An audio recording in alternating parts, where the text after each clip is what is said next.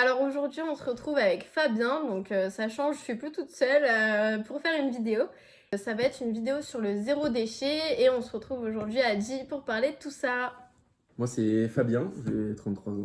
Donc en fait, Fabien, je l'ai rencontré dans un travail. Là, c'est en réaction à une des vidéos mini bon plan. Là. Je suis ici pour parler du zéro déchet. J'ai voulu réagir vis-à-vis des bons plans qu'on peut trouver en supermarché pour venir expliquer comment le zéro déchet puisse être mieux que de se fournir en supermarché.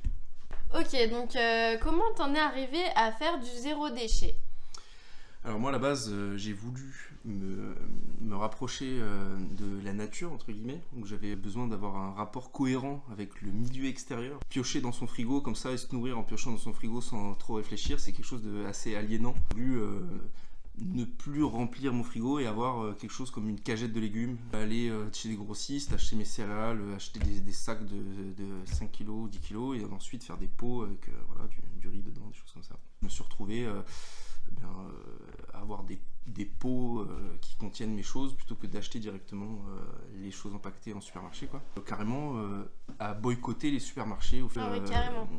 oui, donc du coup moi à force de chercher à faire du zéro déchet, j'ai cherché à me fournir un petit peu en viande parce que dans les boutiques bio ou les boutiques en vrac souvent c'est super cher.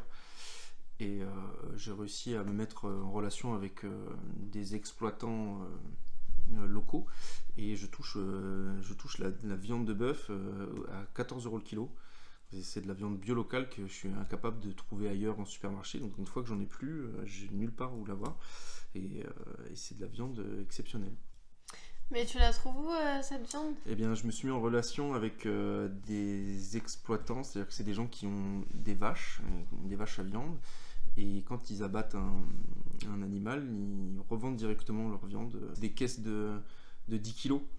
Donc c'est de la viande sous vide, donc je la garde au frigo pendant quelques semaines, un mois. Sous vide, ça se garde, ça bouge pas. Et ensuite, je la congèle.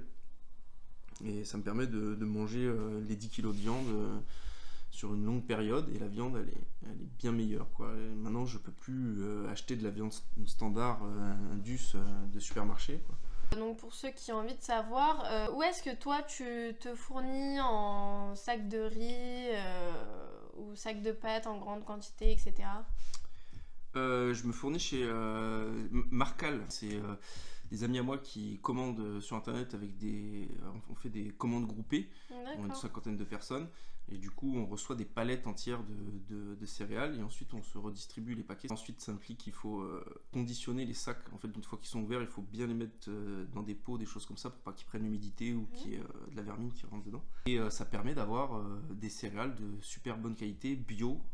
Voilà, un peu comme quand on est dans le rayon au supermarché où on a le packaging, le meilleur riz le plus cher, et bien là on va l'avoir au prix du riz le moins cher. Tu m'avais également aussi parlé du liquide vaisselle, si je me souviens bien, qu'on met dans un récipient et qu'on revient dans un magasin remettre dans le même récipient à chaque fois. Oui, mais alors là c'est assez simple, c'est mon pot de pec citron, c'est le pot de base. Une fois qu'il est vide, au lieu de le mettre à la poubelle, je viens avec mon pot et mon pot vide et je le re-remplis au magasin. Sur le pot, il y a écrit la quantité, le volume sur le flacon, mais à la caisse, ils sont capables de me facturer la quantité vu que c'est écrit sur le flacon et je rachète pas un nouveau flacon en plastique, quoi. Ouais, et donc c'est quoi comme magasin Et bien là, c'est qui fait ça? la petite boutique bio qui est dans ma ville. Et c'est un petit peu compliqué, moi j'en ai vu pas mal des boutiques bio et pour en avoir des qui fonctionnent bien en fait il faut qu'il y ait beaucoup de gens qui y aillent et que ça tourne énormément sinon on se retrouve Bah avec ouais, c'est ça, parce que c'est vrai que moi je connaissais pas du tout ce concept-là, du fait que tu viens avec ton flacon de liquide vaisselle et tu le remplis à chaque fois, quoi. Ouais, bah, ça commence à se faire de plus en plus. Puis en vrai c'est marrant parce que tu me dis que pour toi ma vidéo pour les courses entre guillemets c'est pas le meilleur bon plan parce que pour toi le zéro déchet c'est le moins cher. Mais tu sais que cette vidéo-là, c'est ma vidéo qui a été le plus vue. Elle a quand même 200 vues, un truc comme ça. D'accord.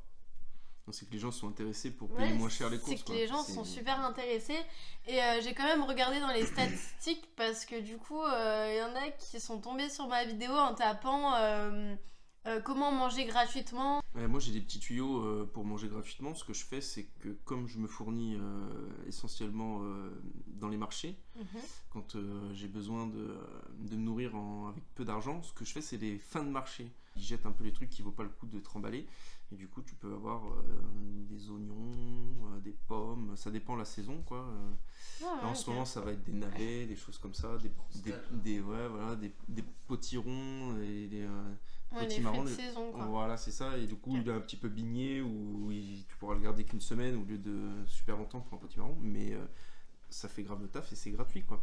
Et souvent, les exposants, ils sont contents de donner parce que de toute façon, c'est perdu. Ouais, parce que ça va partir à la poubelle. Ouais, c'est vrai que moi aussi, je vous avais parlé de l'appli Too Good To Go. Et donc, en fait, l'appli Too Good To Go, c'est contre le gaspillage.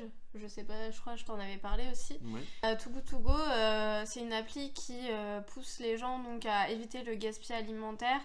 Donc, que ce soit dans les grandes surfaces ou dans les restaurants, etc. Donc, après, il n'y a pas beaucoup de restaurants qui le font encore. Mais bon, le but, ça serait de le faire dans tous les restaurants, évidemment. Et Too Good To Go aussi incite vraiment à manger les fruits de saison. Parce qu'en fait, il faut savoir que quand vous ne mangez pas les fruits de saison, ben en fait, c'est des fruits qui viennent d'autres pays et qui donc ont sollicité de ressources, de transport. Voilà. Qui dit transport dit forcément... qui coûte plus cher et qui en plus pollue l'environnement. Une autre question pour toi. Donc tu m'as dit que tu fais ta maillot fait maison, du coup donc tu l'achètes pas en magasin. Est-ce que tu fais aussi du dentifrice fait maison? Non, je fais pas encore mon dentifrice fait maison, mais j'ai déjà utilisé du dentifrice fait maison que des amis avaient et je suis très... Je réfléchis beaucoup à essayer de trouver une solution pour pas avoir de dentifrice comme le type Signal, la menthe classique, parce que c'est pas dingue et il y a tellement d'alternatives beaucoup plus saines. C'est comment on appelle ça, de l'argile avec un peu des huiles essentielles et des choses comme ça. Donc après, le confort de brossage il est différent, hein, c'est plus quelque chose qui mousse comme avec la pâte de dentifrice classique, mais ça fait le taf pareillement, quoi. Est-ce que tu fais du recyclage pour faire du zéro déchet? Alors j'essaye de faire un peu de recyclage, mais c'est quelque chose que je mets pas beaucoup d'énergie dedans. Les gens autour de moi sont souvent un peu, ils réagissent, sont choqués, ils se disent mais comment c'est possible que tu prennes pas le temps de faire du recyclage? Moi j'ai tendance à mettre tout dans la poubelle noire. Parce que c'est pas encore suffisamment bien géré par les communautés, quoi. Après je sais pas si t'es au courant, mais dans certaines villes ou communes, maintenant, ils vont inciter à faire du compost. Oui. Donc ça, c'est plutôt pas mal quand même. Avoir une poubelle ouverte en train de pourrir en centre-ville, ça les bloque, ils n'y arrivent pas bien. Ils vont le faire, ils vont le faire, ça a été mis en place. C'est ça, parce que les gens font pression et que les initiatives citoyennes existent et qu'il y a des composts qui sont faits mais de manière pas officielle et on aimerait bien que la mairie mette des ressources dedans pour que ce soit fait de manière générale. Donc en parlant de compost, est-ce que tu sais faire du compost? Alors moi j'aimerais bien savoir le faire, mais je le fais pas du tout parce que j'ai pas de jardin, je fais pas pousser les choses, moi je suis pas très rural, moi j'ai vécu toujours un peu en ville. D'accord, mais ma question c'était pas est-ce que tu fais du compost, mais est-ce que tu sais en faire? Non, je sais pas en faire. D'accord. Mais effectivement, plus je vais vers le zéro déchet, plus je me retrouve à que ce soit essentiellement mon déchet premier, c'est du truc. Parce que après, du coup, en fait, le compost, de ce qui me semble, c'est pas très compliqué. Juste, tu prends les épluchures de tes fruits et légumes, tu les mets dans un pot ou tu les stockes quelque part. Après, tu rajoutes tout ce qui est herbe ou un peu de paille, des choses comme ça. Ouais, des choses naturelles. Et après, je crois que tu dois attendre un assez long moment, histoire que ça se fermente, etc. Ça devienne de l'humus. de l'humus, un petit peu comme ce que tu vas retrouver dans les sous-bois, dans les forêts, sous les feuilles là. Je crois, ouais. Ça devient noir et ça sent un peu le sous-bois, quoi. Et ça, après, tu peux le remettre dans la terre quand tu replantes. Alors, donc dis-nous quand même, est-ce que tu as des difficultés pour faire ce zéro déchet? Alors oui, les difficultés principales, c'est de me retrouver au magasin avec des petits pots tarés. Je mets mon vrac dedans et donc du coup il faut maniper des bocaux en verre, venir avec ces bocaux, c'est toujours... Moi j'ai toujours été au supermarché, je prends mes trucs et puis je m'en vais avec des sacs en plastique remplis des choses... tout sous plastique, quoi. Donc ça, c'est la première difficulté. Donc ça, je l'ai un peu solutionné en achetant directement en gros, quoi, des sachets de 5 kilos, des choses comme ça. Et ensuite, c'est à la maison, je fais mes pots. Et en ce qui concerne les huiles, notamment, mon huile d'olive, j'avais ma bouteille que je re-remplis régulièrement. Et en fait, la bouteille, elle se salit un peu. L'huile, elle rancit, et ça devient un peu gras autour du bouchon. Du coup, je suis obligé de changer de bouteille assez régulièrement, tous les quelques mois. Donc, dernière question. Est-ce que tu vas voter pour les écolos aux prochaines élections présidentielles? Alors moi je suis intéressé par l'écologie en général, mais ce que propose le parti écologique, les Verts, c'est quelque chose dont je me reconnais pas chez eux, donc non, je ne vote pas pour eux. Moi je suis personnellement pro-nucléaire. Est-ce que donc t'as un dernier message à faire passer à ceux qui regardent cette vidéo? Alors moi le message que j'aimerais faire passer, c'est dépenser votre argent local. Bio pas forcément, mais au moins local. Si tout le monde dépensait 50 € par an chez son artisan local, ça fait des milliards en plus de marché pour les gens locaux, et on se retrouverait à avoir des produits de qualité et un savoir-faire valorisé. Il y a beaucoup de gens qui font pousser des légumes qui se retrouvent à travailler énormément et pas du tout valorisés. Pourtant ils fournissent des légumes de qualité et ils sont complètement écrasés par l'industrie agroalimentaire.